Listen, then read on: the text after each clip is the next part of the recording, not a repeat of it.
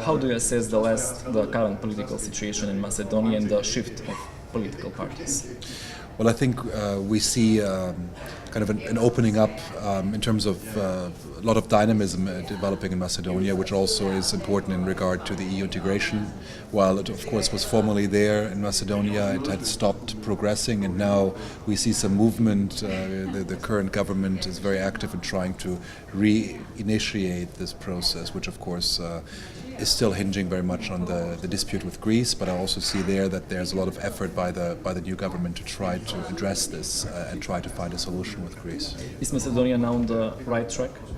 Well, I think it's too soon, and again, I think there are many structural problems Macedonia had to confront. I mean, some of them, of course, are to do with the name dispute with Greece, which are, of course, only once they are resolved is NATO membership and EU membership possible for Macedonia. And of course, this is a very difficult issue to resolve for the simple reason that in Greece the cost of keeping the status quo is very low, while in Macedonia the cost is very high. So it's an asymmetry. And unfortunately, other EU member states are not able or willing to invest into in resolving this dispute. When it comes to domestic issues, I think I think quite repressive environment which we've seen in Macedonia even earlier this year with the break-in into parliament, the violence and so on. All of that, I think, seems to be at least somewhat we've moved beyond that, which is very encouraging. But of course, there's structural problems. I mean, there's been a abuse by political parties of institutions, of nepotism, which it can't be changed in 6 months. And I think the new government has signaled that it will tackle it, and I hope it will continue to do so. But of course, these are structures which are not destroyed overnight, but they take a long time to dismantle. And it's not just about one party, but it's about something which has a long history. So again, I think the signals are encouraging, but it has to be continued, and in that sense, it's on the right track. But it's still far away from the destination in many ways. You mentioned the incidents at the assembly of 27th of April. Do you expect to be resolved in the future? You mean in terms of investigation? Of course. Yes. I think it is very important to resolve them. I mean, I see it's a tightrope balance for the new government. On one side, not to be seen and not to be acting in revenge for what happened, also for the previous abuse. But at the same time, there has to be a clear investigation, not just of the violence in Parliament in April, but also of course, the whole scandal which triggered the crisis and led to the elections and led to the change of government. I mean, the serious abuses of democracy were the cause why citizens went to the streets last year and the year before. And if that is not resolved, then there's not really an ability to move forward, because again, one has to make sure not just that those who are responsible are put on trial, but also that the signal is very clear that this is unacceptable in a democracy to, first of all, listen to your citizens to such a scale, to falsify election results, to put pressure on media. All of the things we found out are things which are not compatible with a European democracy, and that thus requires full investigation. But it has to be always clear and very transparent that this is done by legal process and not out of revenge, because then, of course, that can ruin the whole legitimacy of coming to terms with what happened. Well, they are enhancing diplomatic activity. Do you expect, for example, Greece to tone down the rhetoric after the visit of Koudzias to Skopje? Well, I think it's a long process. Unfortunately, in the Greek government, there are politicians who seek benefit of the crisis or of keeping the name issue unresolved. But I think there are others as well who might be more willing to. And I think the Macedonian government has been trying very hard to take a constructive approach and really engage in a way to create this kind of confidence building. And I know there are other activities, other actors who want to help there. And I think this is what's happening, is that confidence is not built overnight, trust is not built overnight, but I see some steps which can result in at least improving the atmosphere, because once the atmosphere is improved, it's also easier to resolve it when the passions aren't too high, and also when political leaders in Greece feel like they have less to lose by maybe accepting not the maximalist position they sometimes propose. As a measure of confidence, do you expect, for example, Macedonia to change the name of the airport, not to be Alexander the Great, but some other name?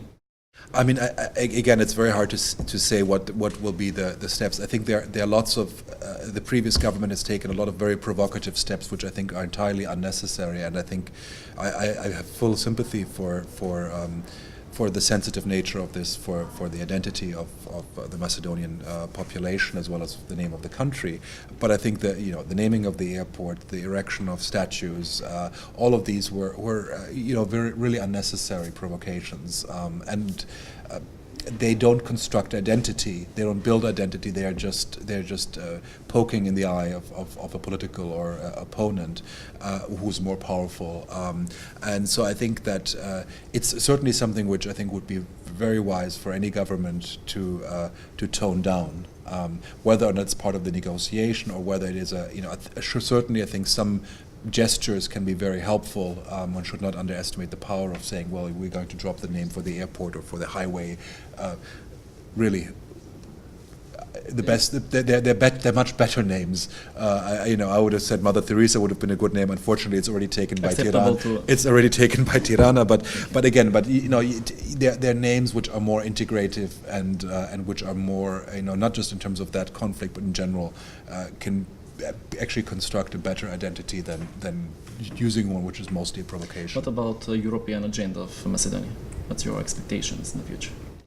And I think this is, the signal is very clear that EU integration is a top priority of the new government, and this was, of course, also the stated priority of the previous government. So the good thing is that there's a clear consensus, at least in terms of the declaration in Macedonia. I think what is very important is that we see the reforms being conducted in Macedonia, in a certain way and some of the signals of the government are good, but it has to be very clear that it's not about EU integration, it's about the reforms, that they in themselves have a merit: independent judiciary, functioning institutions, the political freedoms, functioning economy. All of these are key pillars of a good working democracy, and the reward is, or part of it is, becoming member of the EU. But the EU itself is not the goal. It's the goal of having a society where people feel free, comfortable, and also hopefully prosperous.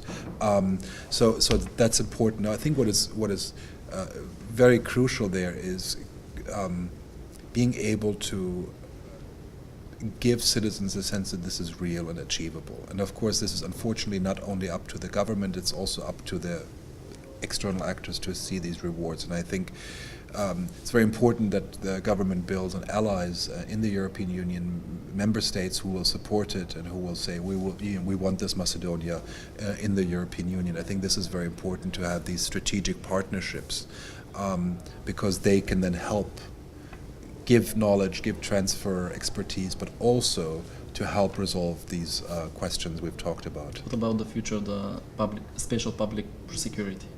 You know that in Macedonia there is a question about status of this security.